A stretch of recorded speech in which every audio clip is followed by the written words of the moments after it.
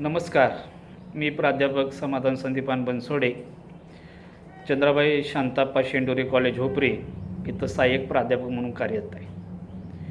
विद्यार्थी मित्रांनो,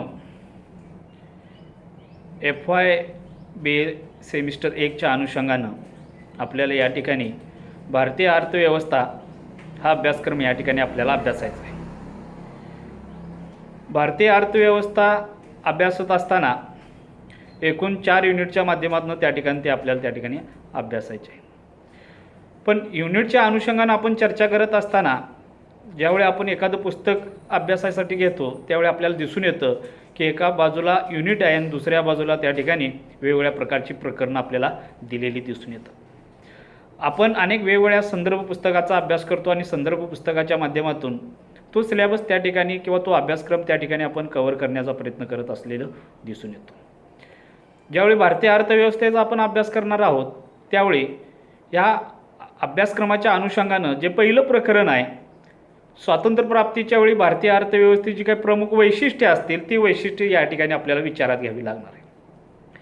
आता अर्थव्यवस्था विचारात घेत असताना अर्थव्यवस्थेचे प्रामुख्यानं स्वातंत्र्यापूर्वीचा कालावधी आणि स्वातंत्र्य मिळाल्यानंतरचा कालावधी हा या ठिकाणी आपल्याला या अभ्यासक्रमाच्या अनुषंगानं त्या ठिकाणी अभ्यासायचा आहे. ज्यावेळी स्वातंत्र्यपूर्व कालावधी विचारात घेतो त्यावेळी आपल्याला दिसून येतं की ब्रिटिशांनी आपल्यावर 150 वर्षे राज्य करत असताना व्यापाराच्या अनुषंगानं आलेले लोक किंवा व्यापाराच्या अनुषंगानं त्या ठिकाणी त्यांचं आगमन झालं आणि आगमन झाल्यानंतर तेच त्या ठिकाणी 150 वर्ष राज्य करत असलेले आपल्याला दिसून येतात. आणि अशा प्रकारे व्यापाराच्या माध्यमातून जे काही त्यांचं आगमन असेल ते भारतीय अर्थव्यवस्थेसाठी त्या ठिकाणी प्रामुख्यानं घातक ठरलेलं आपल्याला दिसून येतं. म्हणजे अनेक ठिकाणी ग्रामीण भागात असेल वेगवेगळ्या ठिकाणी आपल्याला पाहायला मिळतं, ऐकायला मिळतं की एक काळ भारतामध्ये सोन्याचा धूर निघत होता. म्हणजे स्वदेश चळवळ असेल, देशातील वस्तू व सेवेचं उत्पादन असेल, कच्च्या मालावर प्रक्रिया करणारे उद्योग असतील ते प्रामुख्यानं भारतातीलच लोकांचे त्या ठिकाणी आपल्याला असलेले दिसून येतात. ज्यावेळी आपण ह्या पहिल्या प्रकरणाचा अभ्यास करणार आहे त्यावेळी आपल्या लक्षात येणार आहे की ह्या प्रकरणामध्ये नेमकं काय आहे. आता या प्रकरणाचं ज्यावेळी आपण प्रस्तावना विचारात घेतो, ह्या प्रस्तावनेच्या अनुषंगाने ज्यावेळी आपण चर्चा करणार आहोत त्यावेळी आपल्याला दिसून येणार आहे की ब्रिटिश राजवटीत भारतीय अर्थव्यवस्थेची जी आर्थिक प्रगती असेल ती प्रगती पूर्णपणे थांबली होती. भारतावर राज्य करणारे इंग्लंडचे जे काही उद्देश असतील ते उद्देश मात्र त्या ठिकाणी आपल्याला चांगले असलेले दिसून येत नाही. भारतावर आपले राजकीय वर्चस्व टिकून ठेवण्यासाठी भारताची जी काय आर्थिक पिळवणूक असेल ती पिळवणूक करणे हे त्या ठिकाणी ब्रिटिशाचं प्रमुख त्या ठिकाणी उद्देश असलेला आपल्याला दिसून येतो. आणि त्या अनुषंगानं भारतीय रचना ही प्रांत रचनेच्या अनुषंगानं त्या ठिकाणी ओळखली जात होती. त्यामुळे एकसंध भारत किंवा एकसंघ भारत जी काही संकल्पना असेल ती संकल्पना त्या कालावधीमध्ये काही प्रमाणात होती. त्याचा जो परिणाम असेल तो परिणाम या 150 वर्षे राज्यकर्त्याच्या अनुषंगानं आपल्याला दिसून येतं. आता ज्यावेळी आपण अशा प्रकारची भारतीय अर्थव्यवस्था ही स्वातंत्र्यपूर्व काळ म्हणजे 15 ऑगस्ट 1947 पूर्वीचा भारत ज्यावेळी आपण विचारात घेतो त्यावेळी त्या संदर्भातली जी काही वैशिष्ट्ये असतील तेही वैशिष्ट्ये त्या ठिकाणी आपल्याला विचारात घ्यावी लागतात. म्हणजे KS गिल यांच्या मते भारतीय अर्थव्यवस्था वसाहतवाद, अर्ध सरंजामशाही, मागासलेली, स्थिर अर्थव्यवस्थेच्या ज्या काही वेगवेगळे टप्पे असतील ते टप्पे त्या ठिकाणी आपल्याला दिसून येतात. स्वातंत्र्याच्या वेळीची जी भारतीय अर्थव्यवस्था असेल, च्यापूर्वीची भारतीय अर्थव्यवस्था असेल ती प्रामुख्यानं विभाजनाच्या अनुषंगानं ती त्या ठिकाणी आपल्याला दिसून येते. आता हे ज्यावेळी आपण विचारात घेतो किंवा यावर ज्यावेळी चर्चा करतो त्यावेळी आपल्याला लक्षात येतं की ही जी वेगवेगळ्या प्रकारची वैशिष्ट्यसुद्धा असू शकतात आणि ती प्रामुख्याने आपल्याला ह्या पुस्तकाच्या माध्यमातून या अभ्यासक्रमाच्या माध्यमातून त्या ठिकाणी आपल्याला अभ्यासायचे. आता पहिलं वैशिष्ट्य काय सांगितले त्यामध्ये वसाहत अर्थव्यवस्था. आता वसाहत अर्थव्यवस्था ज्यावेळी आपण विचारात घेतो, वसाहत हा ऐतिहासिक शब्द असला तरी वसाहतवाद आणि त्याच्यानंतर तर वसाहत अर्थव्यवस्था ही संकल्पना आपल्याला ह्या प्रकरणाच्या अनुषंगाने हे वैशिष्ट्य म्हणून या ठिकाणी बघायचं आहे. ईस्ट इंडिया कंपनी व नंतर ब्रिटन सरकारने भारतीय अर्थव्यवस्था आपली वसाहत म्हणून त्या ठिकाणी स्वीकारली. म्हणजे एका बाजूला ईस्ट इंडिया कंपनी, दुसऱ्या बाजूला ब्रिटन ह्या देशांनी काय केलेलं आहे, भारतीय अर्थव्यवस्थेला आपली वसाहत म्हणून ओळखलं किंवा त्या अनुषंगानं त्यांनी स्वयंघोषित त्या ठिकाणी स्वीकारलं. यामुळे भारताचा जो काय ब्रिटनसह इतर औद्योगिक देशाशी होणारा आंतरराष्ट्रीय व्यापार असेल तो त्या ठिकाणी असमान असलेला दिसून येतोय. भारतात कच्च्या मालाचं मोठ्या प्रमाणात उत्पादन होत होतं आणि कच्च्या मालावर प्रक्रिया करणारे उद्योग असतील ते इतर देशामध्ये त्या ठिकाणी आपल्याला दिसून येतात आणि पक्क्या मालावर प्रक्रिया करून जी काही भारतीय बाजारपेठ असेल ती आयातीच्या अनुषंगानं ह्या पूर्णपणे ह्या सरकारने म्हणजे ह्या 150 वर्षाच्या कालावधीमध्ये जे काय राज्यकर्ते होते त्या राज्यकर्त्याने आपल्याला त्या ठिकाणी त्या पद्धतीनं आपली भारतीय अर्थव्यवस्था निर्माण केलेली दिसून येते. ब्रिटिश भांडवलदाराने विशेषतः उद्योगात गुंतवलेल्या भांडवलाचा नफा असेल, व्याज असेल, या प्रत्येकातून भारतीय अर्थव्यवस्थेची जी काही पिळवणूक असेल ती पिळवणूक त्या ठिकाणी केलेली आपल्याला दिसून येणार आहे. आता अशा प्रकारची जी काही पिळवणूक असेल ती पिळवणूक त्या ठिकाणी या वसाहतवादी अर्थव्यवस्थेच्या माध्यमातून आपल्याला ती दिसून येते.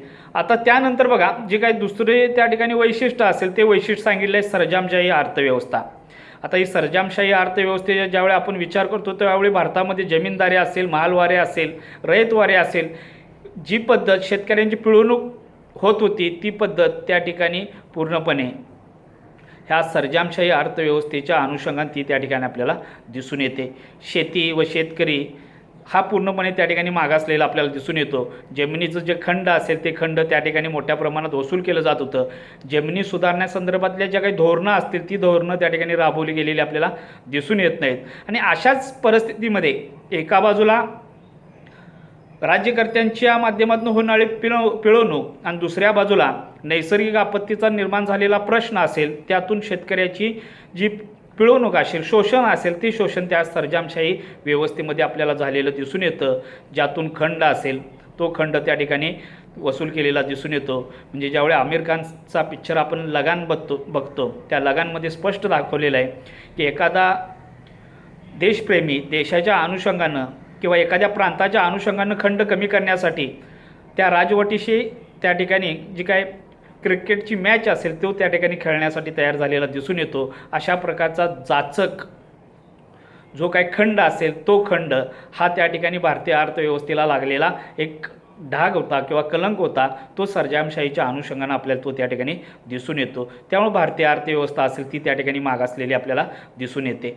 त्यानंतर ज्यावेळी आपण तिसऱ्या वैशिष्ट्याचा विचार करतो त्यामध्ये मागासलेली अर्थव्यवस्था म्हणजे ज्यावेळी भारतीय अर्थव्यवस्थेच्या अनुषंगानं आपण विचार करतो त्यावेळी लक्षात येतं एकूण लोकसंख्येपैकी सर्वात जास्त लोकसंख्या ही ग्रामीण भागात आहे आणि ग्रामीण भागातील लोकांच्या उदरनिर्वाहाचं साधन हे त्या ठिकाणी प्रामुख्यानं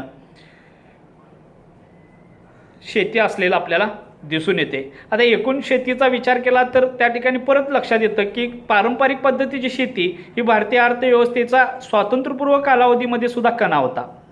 त्यामुळं जे काय आर्थिक मागासलेपण असेल ते मागासलेपण हे भारतीय अर्थव्यवस्थेचं वैशिष्ट्य होतं जे त्या ठिकाणी आपल्याला विचारात घ्यावं लागतं. त्या अनुषंगाने दरडोई उत्पन्न असेल तेही दरडोई उत्पन्न त्या ठिकाणी कमी असलेलं दिसून येतं.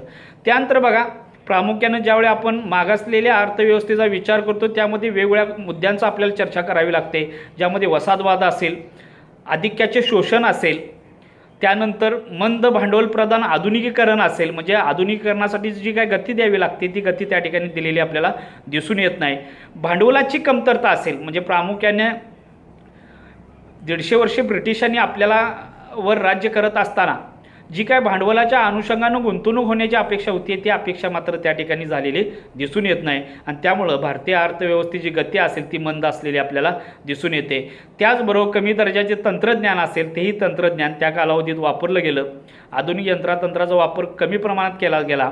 पारंपरिक पद्धतीनं त्या ठिकाणी उत्पादन करण्याचा प्रयत्न केला. त्यामुळे उत्पादनाचा दर्जा इतर देशाच्या वस्तू व सेवेच्या तुलनेत तो त्या ठिकाणी कमी राहिला आणि त्यातूनच भारतीय अर्थव्यवस्थेमध्ये निर्यातीपेक्षा आयात वाढत गेली आणि आयात वाढत असताना देशातील चलन हे परदेशात जाऊ लागलं आणि त्यामुळं भारतीय अर्थव्यवस्था ही दिवसेंदिवस त्या ठिकाणी कमकुवत झालेली आपल्याला दिसून येते. म्हणजे अशा प्रकारे या भारतीय अर्थव्यवस्थेच्या अनुषंगानं जे मागासलेपणा असेल, जे मागासलेपणा असेल तो या वेगवेगळ्या मुद्द्याच्या अनुषंगानं आपल्याला त्या ठिकाणी विचारात घ्यावा लागतो.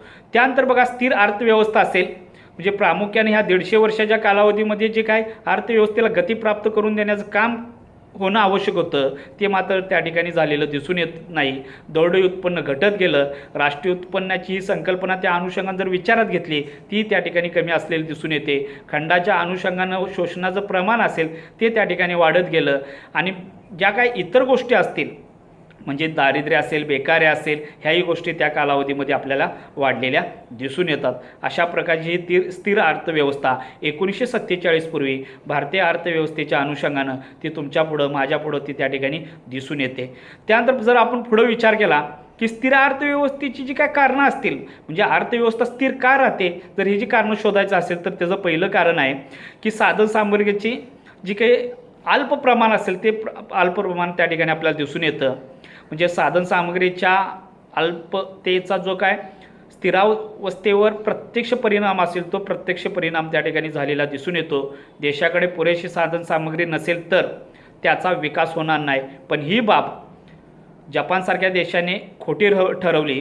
भारतासारख्या देशाकडे विपुल नैसर्गिक साधनसंपत्ती उपलब्ध असली तरी त्या साधनसंपत्तीचा योग्य प्रकारे वापर केला गेला नाही.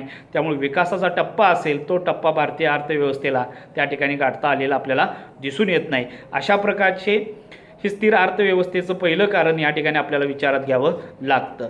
त्यानंतर दुसरं कारण त्यामध्ये दिलेलं आहे की मागास तंत्रज्ञान असेल, म्हणजे विकासाच्या अनुषंगानं विकासाला गती प्राप्त करून देण्यासाठी ज्याला आपल्या भाषेमध्ये मॉडर्न टेक्नॉलॉजी म्हणलं जातं, आधुनिक तंत्रज्ञान म्हणलं जातं, त्या आधुनिक तंत्रज्ञानाचा वापर कमी करता त्या ठिकाणी मागास तंत्रज्ञानाचा वापर केलेला आपल्याला दिसून येतो. त्यामुळे मागास तंत्रज्ञान असेल, पारंपरिक तंत्रज्ञानाचा वापर होत असेल, उत्पादनाचा दर्जा असेल, गुणवत्ता असेल, ह्यामध्ये त्या ठिकाणी कोणत्याही प्रकारचा बदल होत नाही.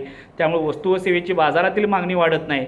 मागणी वाढत नसल्यामुळं पुरवठा वाढत नाही आणि एकूणच त्या वस्तू व सेवा त्याच ठिकाणी आपल्याला स्थिरावलेल्या दिसून येतात. विकासाला त्याचा कोणत्याही प्रकारचा हातभार लागत नाही. अशा प्रकारचं हे मागास तंत्रज्ञान ते त्या ठिकाणी आपल्याला विचारात घ्यावं लागतं. त्यानंतर 3 नंबर कारण दिलेलं आहे की योग्य दृष्टिकोन व संस्थात्मक रचनेचा अभाव आहे. मुळात ब्रिटिशांचं आगमन हे व्यापारी अनुषंगानं झालं, पण 150 वर्षे राज्य करत असताना जो काही योग्य दृष्टिकोन असावा लागतो तो रचनात्मक असावा लागतो. तो रचनात्मक दृष्टिकोन त्या ठिकाणी असलेला आपल्याला दिसून येत नाही.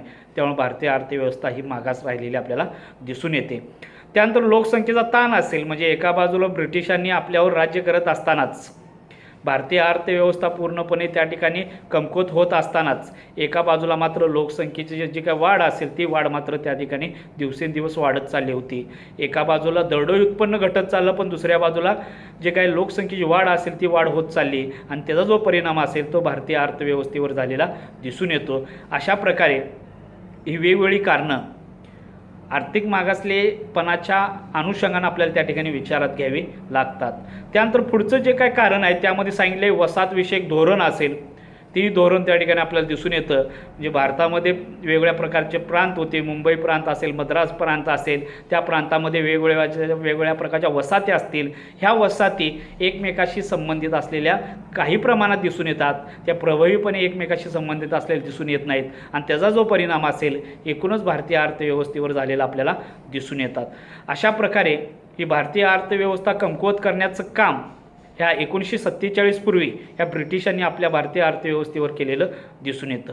त्याचप्रकारे इतर काही वेगवेगळ्या प्रकारची वैशिष्ट्य आहेत ज्यामध्ये रिकामी अर्थव्यवस्था असेल. म्हणजे 150 वर्षे ब्रिटिशांनी राज्य केलं त्यावेळी पूर्णपणे अर्थव्यवस्था कमकुवत झाली. आपला देशाचा जो खजिना असेल तो त्या ठिकाणी रिकामा झाला आणि रिकाम्या अर्थव्यवस्थेच्या अनुषंगानं विकासाचे जे टप्पे असतील ते त्या ठिकाणी गाठता येत नाहीत आणि ते एक वैशिष्ट्य या ठिकाणी आपल्याला विचारात घ्यावं लागतं. लंगडी अर्थव्यवस्था म्हणून त्या ठिकाणी ओळखलं जातं.